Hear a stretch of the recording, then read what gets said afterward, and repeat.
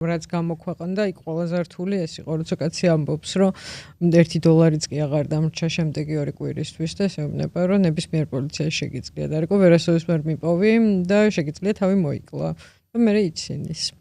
ის ძალიან სახასიათო მომენტი იყო, მაგრამ მხოლოდ ეს კამერი არ იყო, რომელიც კლიენტს ეუბნება, რომ კი წადი თავი მოიკალი, რა პრობლემაა. აუ ეს მისთვის პრობლემის დასრულებაა, ხო, აღარავინ აღარ იქნება თეორიულად, ვინ შეიძლება ოდესმე უჩივლოს. ამის უკან ხო დგას პროგრამული უზრუნველყოფა, ალბათ დგას ტრეინინგები და მომზადება. იმიტომ რომ ეს ყველაფერი ხო რაღაცნაირად ერთ სისტემაში უნდა იყოს მოქცეული. ძალიან მკაცრად ქონდათ განაწილებული რასაკვირველია თავიანთი დავალებები და საკმაოდ მკაცრადაც სთხოვდნენ მათ ამ კონკრეტული მითითებების შესრულებას, თუმცა ამასთანავე ანაზღაურება და ჯილდოც იყო ძალიან მაღალი, იმიტომ რომ ჩვენ ვნახეთ ტოპ აგენტები თვეში $20,000-ზე მეტს იღებდნენ შემოსავალს და რამდენიმე მათგანს $35 და $30,000-იც ჰქონდა თვეში შემოსავალი. იმდენად თავისუფლად და იმდენად რაღაცნაირად ამაყად ცხოვრობდნენ ეს ადამიანები. თვითონ აგენტები, რომლებიც საჯაროდ დებდნენ ფოტოებს,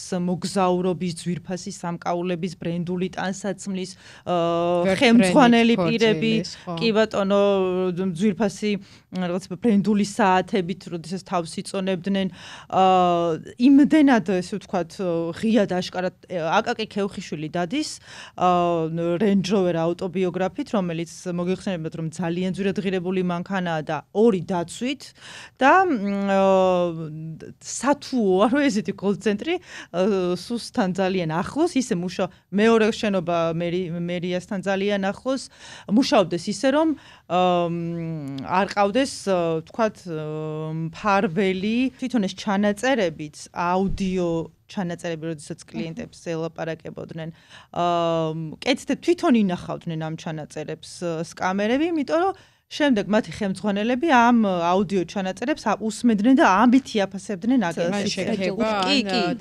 იმის მიხედვით აფასებდნენ, კი. რომ ემოციებს ყურადღებას ნუ მიაქცევ, ემოციები მხოლოდ ხელს შეგიშლის. თვითონ აკაკი ქევხიშვილი რო ეუბნება, კი, იმიტომ რომ საკმაოდ ისეთი მაღალი რგოლის აგენტია, ვისაც ესაუბრება ეს ლანა ლემანსი, ემოციები გათიშეო.